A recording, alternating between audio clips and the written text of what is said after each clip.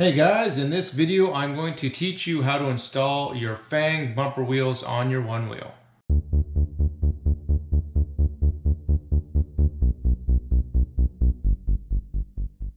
So when I first recorded this, the audio was just trash. So what I'm going to do is just narrate as I go through, and hopefully that'll work out. First things, you open up the box and you get your instructions. Nice neat package. Go over your tool list.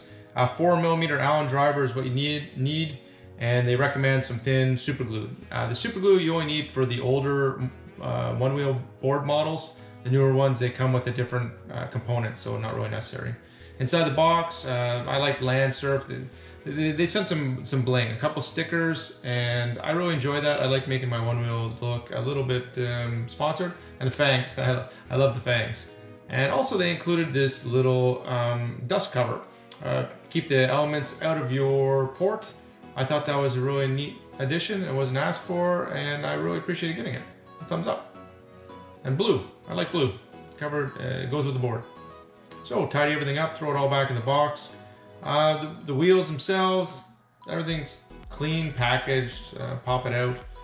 And you only get the 2 packages in there, so you don't have to search around for too much more. They do come with their own Allen keys, which would have been nice to have known beforehand, but they do send it with an Allen key. Pulling the board back over, first thing I wanted to do was pop off those top screws on your front plate. And then be careful when you're flipping it over, you're gonna get a lot of dirt and crap if you don't have a clean board. So I recommend cleaning the board. You can see the gouges right there. Those are some massive gouges. I went into a bridge at high speed. The bridge had metal grommets and I ate it pretty good. Got some bruises from that. So that would be my first nosedive.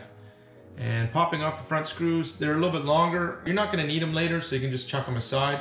Be careful flipping your board back over that you don't stretch the wire. There's a wire running up to your front plate sensors, and you don't wanna compromise that. These are the 2 little threaded parts that I spoke of. So if you have the old style board, there should be some brass inserts. If you have brass inserts, that's where you're gonna need the super glue. Thin super glue, put it on there. For video purposes, I put it on anyways. If you have the gray metal insert, don't worry about it, just skip this part. So I got a little bit extra in the threads themselves, so I just took my screw, threaded it in, and then threaded it back out, and then wiped the excess off my screw. And that seemed to clean it up pretty nicely. Coming back, making sure they're nice and dry, flip your board back into place. I found a nice little trick was to only thread my screw in part way on the first screw. So that way you have a little bit of wiggle room on the other side. Take your screw, thread it in part way on one side, take your screw on the other side, and you'll have a better chance of aligning it easier. So the wheels themselves, they come with something that they call an anti-slip pad. When I was installing the wheels, again, same thing, it felt really good, so I didn't feel the need for a thread lock on these, but I installed the anti-slip pad with the rough surface facing up. There was a smooth and rough surface. I just went with my instinct, and hopefully that was correct. I haven't had a problem yet. So thread those 2 down, tighten them right up, and everything was good to go with that. This is a tool that I found really helpful for installing the wheels, aligning them, as well as pushing the washers into place. So when it came to the wheels, I just want to get everything organized, laid it out on the table, make sure everything was there. That'll make assembling them a lot easier. First thing, put in 1 bearing, and then there's a spacer that goes in between, small little spacer, flip that in, and then grab the other bearing, and it's all friction fit, fits really nicely. This is where it comes in handy with that little pick. I put the first washer down, and then the second washer I just laid on top. I also found having my board directly sideways really helped. Took my little device, pushed the washer into place, and aligned everything up and down in the hole. Added a little bit of thread lock to it. I used the thread lock, I just had some laying around.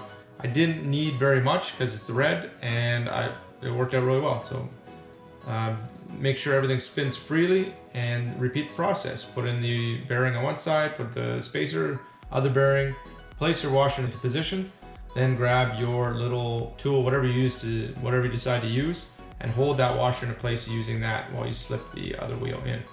Now the washer, align that, and then just poke through, everything's nice and centered. The The nut itself is inserted nuts, so you don't have to worry about using a wrench, and then finish it off with your Allen driver.